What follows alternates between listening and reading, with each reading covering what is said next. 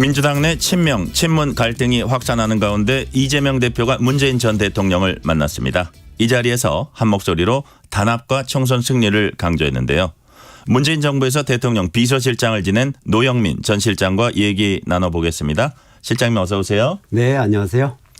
어제 이재명 대표 문재인 전 대통령 회동에서 낸 메시지 보니까 우리는 하나다. 용광로처럼 분열과 갈등을 녹여내겠다 하며 단합에 이제 방점을 찍었습니다. 아무래도 이재명 대표도 최근 친명, 친문 갈등이 예사롭지 않다고 본 것 같아요. 어떻습니까? 네, 일단은 우리 그 당원들 그리고 지지층들의 간절한 그 소망이 있었죠. 반드시 야당이 똘똘 뭉쳐서 윤석열 정권을 심판하고 총선에서 승리해서 정권 교체의 교두보를 만들어야 한다라는 그런 어떤 그 절체절명의 사명 앞에서 당내 갈등은 윤석열 도우미다 이렇게 생각하는 그런 당원들의 그 소망 속에서 이루어진 그런 회동이었죠. 그래서 당연히 아마 당의 단합을 그 대외적으로 그 표시하는 그런 메시지가 나올 거라고 생각을 했고요. 명문정당이라는 말로써 그것이 이루어졌지 않았나 그렇게 생각하고 있습니다. 네. 어제 회동 큰 틀의 상징적인 장면이라고 볼 수 있고 이 대표가 앞으로 당내 통합 리더십 보여주려면 어떤 조치, 어떤 스탠스가 더 필요하다고 보세요?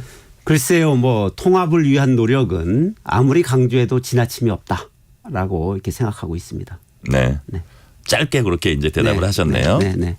당 일각에서 제기된 친문계 불출마에 대한 논리 크게 두 가지입니다. 하나는 윤석열 정권 탄생시킨 책임론입니다. 추미애 전 장관은 노영민, 임종석 두 전직 비서실장을 겨냥해서 정치적 양심이 실종됐다면 총선 불출마 요구했습니다. 이런 책임론에 대해서 어떻게 생각하세요? 글쎄요, 뭐 공천을 앞두고는 항상 당내에서 내부 경쟁이 있어 왔습니다. 그 일환이라고 보고 있고요. 크게 신경 쓰지는 않습니다. 그러나 금도는 지켜야 한다 이렇게 생각을 하고 있습니다. 이것도 본인이 공천 받는 그다음에 향후 어떤 본인의 정치 일정 이런 것과 관련이 있다고 보시는 거예요? 뭐 그거는 뭐 글쎄 제가 뭐라고 답변하기는 어렵지만 아무튼 추미애 장관의 그런 주장이 사실도 아니고 당의 그 어떤 화합을 저해하는 아주 그 좋지 않은 그러한 그 프레임이라고 생각하고 있습니다. 박지원 전 국정원장은 이런 얘기를 했어요. 본인이 알기론 문정부에서 대통령 비서실장은 4대 권력기관장 즉 국정원장, 검찰총장, 경찰청장, 국세청장 인사에 개입 못하게 돼 있다. 실제로 그렇습니까? 사실은 그동안 그 청와대 내부에서 있었던 일 그런 것에 대해서는 가급적이면 밝히지 않으려고 해왔죠. 그런데 침묵이 오해를 잠재우지 못하는 그런 일이 반복되다 보니까 더 이상 참 침묵하기 어렵다 이런 게 있습니다. 사실 대통령 비서실장이 인사추천위원장을 겸하게 되어 있습니다. 네. 그러다 보니까 너무 권력이 집중된다 해서 4대 권력기관에 대해서는 내부 훈령으로 명문화가 되어 있습니다. 아 그렇습니까? 예, 비서실장은 관여할 수가 없습니다. 그리고 민정수석이 대통령한테 직보해서 결정되는 이제 그런 구조였습니다. 그렇군요. 네. 어제 추미애 전 장관이 이제 유튜브 방송을 통해서 노영민 전 실장이 문재인 전 대통령을 팔아서 손준성 검사를 콕 집어서 유인 청탁을 했다 이렇게 주장했어요. 어떻습니까? 글쎄요, 뭐 비서실장이 대통령을 판다는 게 현실적으로 그게 가능하다고 생각하시는 건지, 그리고 무슨 청탁을 합니까? 비서실장이 그 청탁도 손준성 검사라고 그랬습니다. 예, 그 제가 보기에 뭔가 착각을 하시는 것 같고 아시면서도 그러는 것 같아요. 전혀 사실이 아니고요.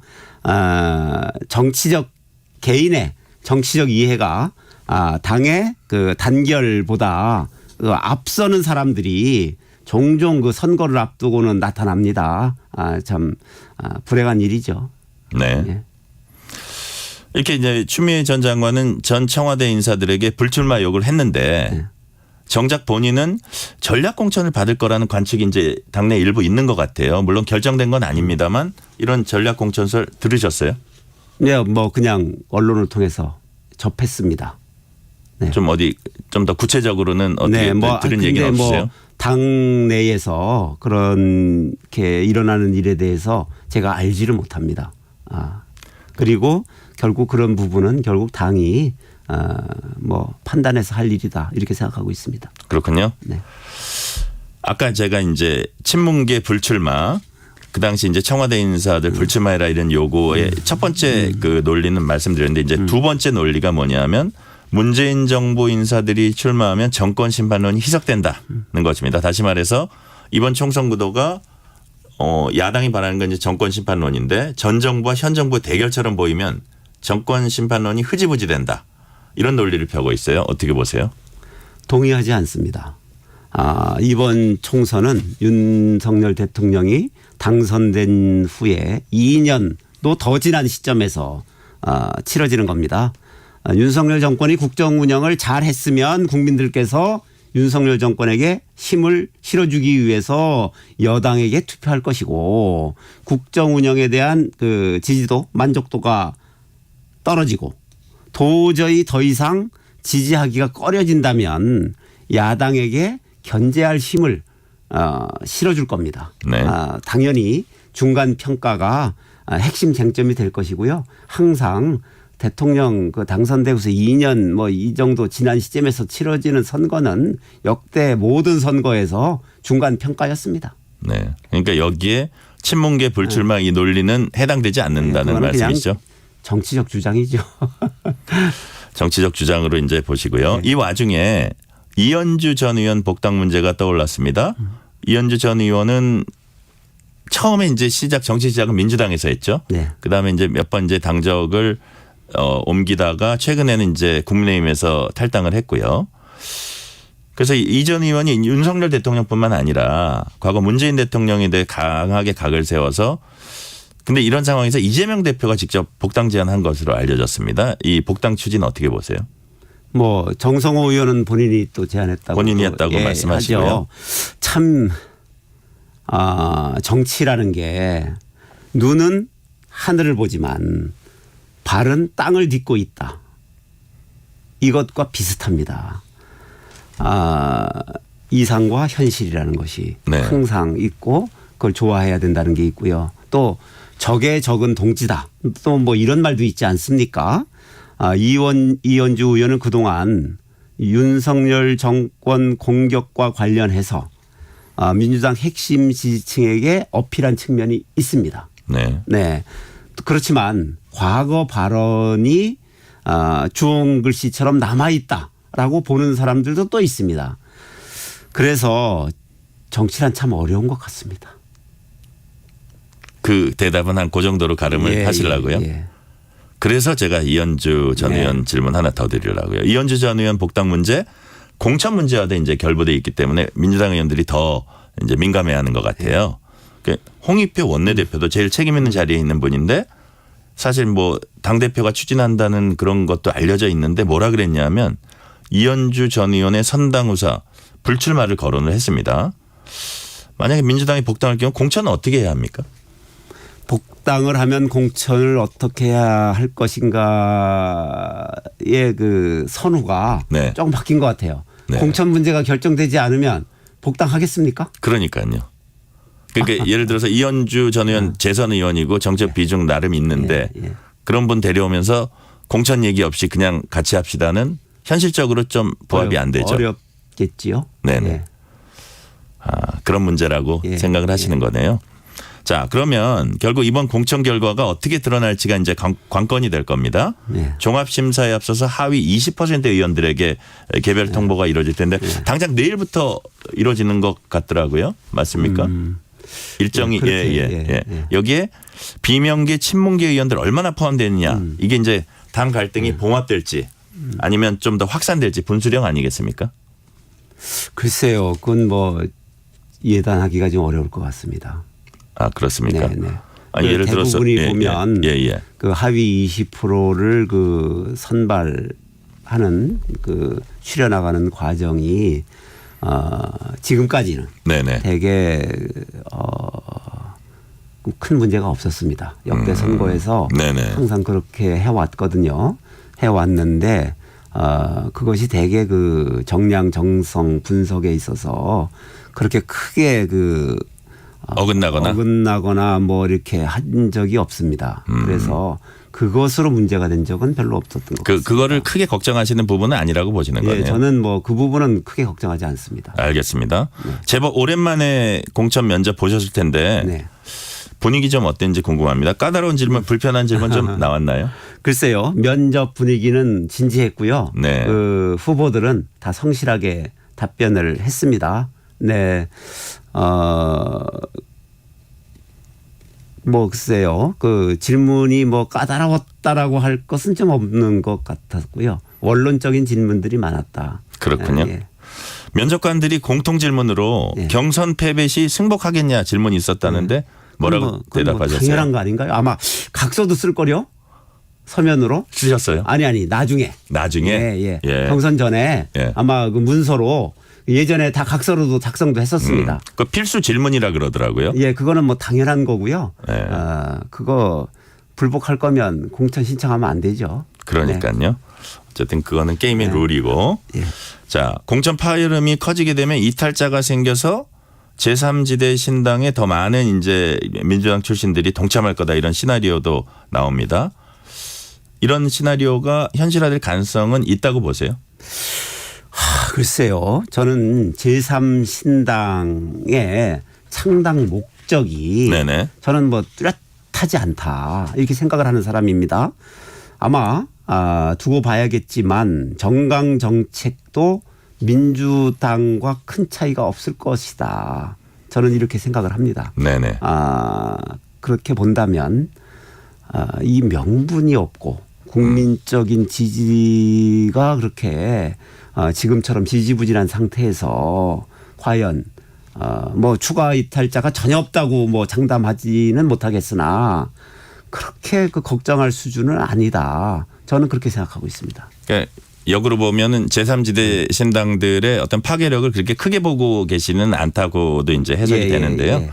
그런데 제3지대에도 균열이 이제 생기는 모양새입니다. 이낙연 전 대표, 김종민 의원 어제 새로운 미래로 이제 뭉쳤습니다. 그런데 조응천, 이원욱 의원은 또 빠졌어요. 어떤 문제가 있었던 걸까요? 그분들이 다 개인적으로 좀 뭐랄까요, 좀 성격이 강하신 분들 아닙니까? 하나로 뭉쳐지기가 쉽지 않은 분들이죠, 원래가.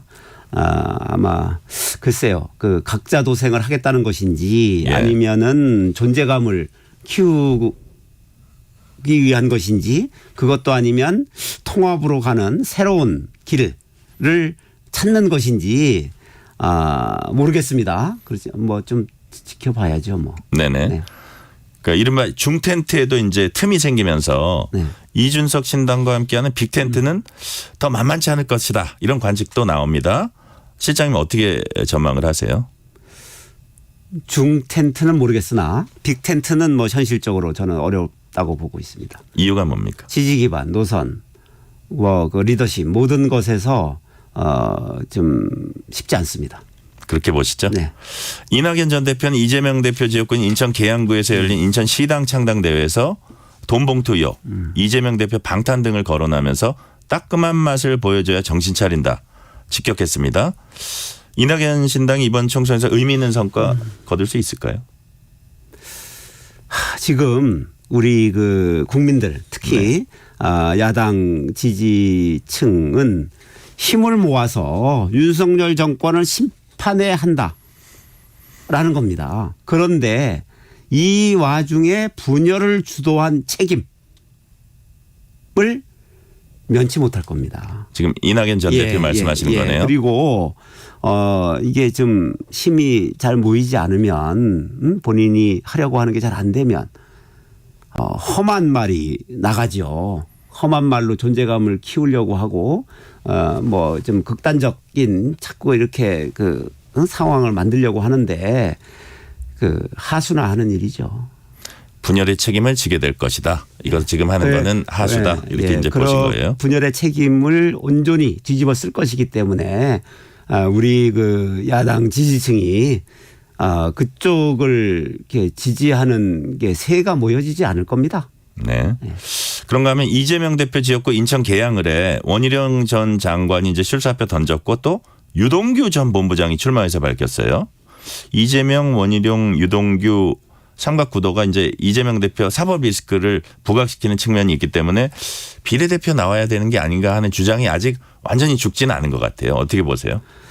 글쎄요, 뭐 선거 구도가 2자 대결이 됐든 3자 대결이 됐든 결과가 바뀔 것 같지는 않습니다. 그렇기 때문에 뭐 선거 구도에 따라서 현재 선택의 그 어떤 뭐 방향이 바뀐다 뭐 이런 것은 좀 상정하기가 어려운 거 아닌가요? 문재인 전 대통령이 어제 이제 이재명 대표 회동을 했어요. 네. 거기서 한 말 등에 이런 말이 있습니다. 민주당의 우호적인 제3세력과도 힘을 모아야 한다 이런 말을 했거든요. 그래서 네. 이게 선거제 결정에서 그 제3지대 나가 있는 정당들 좀 배려해야 되는 거 아니냐 이런 관측도 나오고 있어요. 그런 뜻이 담겨 있었을까요? 글쎄 제가 전후 맥락을 잘 모르기 때문에 답변을 드리기는 좀 어렵습니다만 윤석열 정권 심판과 정권 교체를 위해서 야권이 네. 단결된 힘이 필요하다. 야권의 단결된 힘이 필요하다라는 그런 원론적인 의미로 저는 받아들이고 있습니다. 선거제가 아직 정해지지 않았습니다. 민주당이 뭐 전당원 투표안도 나왔다가 결론을 내리지 못하니까 돌고 돌아서 결국 이재명 대표에게 위임하기로 했어요. 네. 어떤 결론이 나와야 된다고 보세요? 선거제는 항상 총선에 임박해서 타결되어 왔습니다. 네. 이번만 그런 것은 아니고요. 역대 예외 없이 그렇게 되어 왔거든요. 그런데 우리 국민들은 사실 병립형과 연동형의 차이에 대해서 잘 알지 못하시고 또 관심이 그렇게 많지 않으세요. 네. 네. 그런데 이게 있습니다. 선거 제도에 따라서 예상되는 의석수가 너무 큰 차이가 난다면 승리에 목말라 하는 지지자들로부터 동의 받기가 현실적으로 어렵습니다. 네. 이거 인정해야 됩니다. 그렇지만 또 그 약속이라는 게 정치인에게 또 약속이라는 건 또 중요합니다. 또 이것을 또 지켜라라는 그런 또 정치적 공세도 있지 않습니까? 네. 결국은 이런 그 양쪽 속에서 어떠한 선택을 하든 그것은 저는 결단의 영역이다. 그렇게 생각을 하고 있습니다. 네. 아마 오래 가지 않아서 그 결단하지 않을까 저는 그렇게 생각합니다. 네. 송영길 전 대표가 정치검찰해체당을 옥중에서 창당했습니다. 총선 앞두고 송영길 전 대표, 조국 전 장관 목소리 높이고 있는데 큰 틀에서 민주당에 도움이 된다고 보세요? 어려운데요. 선거제 개편이 네. 확정된 다음에나 할 수 있는 답변 같습니다. 그렇습니까? 네. 한동훈 위원장이 운동권 청산론과 각종 정치개혁 공약 등을 내놓고 있습니다. 어떻게 평가하세요? 글쎄요. 뭐 민주화 운동을 위해서 헌신한 운동권의 청산을 주장한다는 것은 본인들이 비민주 세력이거나 반민주 세력이기 때문에 두려워하는가요? 저는 뭐 그걸 스스로 시인하는 것 같다. 저는 첫 느낌이 그랬습니다. 아니 민주화 운동을 하다가 그렇게 참 오랜 세월 고생하신 그런 분들에 대해서 그걸 청산을 주장한다는 것은 민주화 운동이 두려운 거죠. 본인이 반민주 세력이니까. 저는 이제 그런 생각이 들었고요. 또 뭐 정치개혁 공약이 뭐가 있었나요? 저는 뭐 수도권 확대 공약 정도가 기억이 나는데 이거는 반헌법적 발상이죠. 우리 헌법에는 지역 균형 발전은 국가의 의무로 규정되어 있습니다. 저는 그건 뭐 이해할 수 없는 공약이라고 생각하고 있고요. 지금도 아무튼 뭐 좀 글쎄요. 각종 정치개혁 공약이라는 게 포퓰리즘부터 배운 것 같아요. 자, 마지막으로 질문 하나 드릴게요. 이번 총선 승패가를 관건 뭐라고 보십니까? 내부 분열이 더 큰 쪽이 더 큰 상처를 입게 될 것이다. 그렇게 생각합니다. 짤막하게 한 줄 주셨습니다. 여기까지 듣겠습니다. 노영민 전 청와대 비서실장이었습니다. 감사합니다. 네, 감사합니다.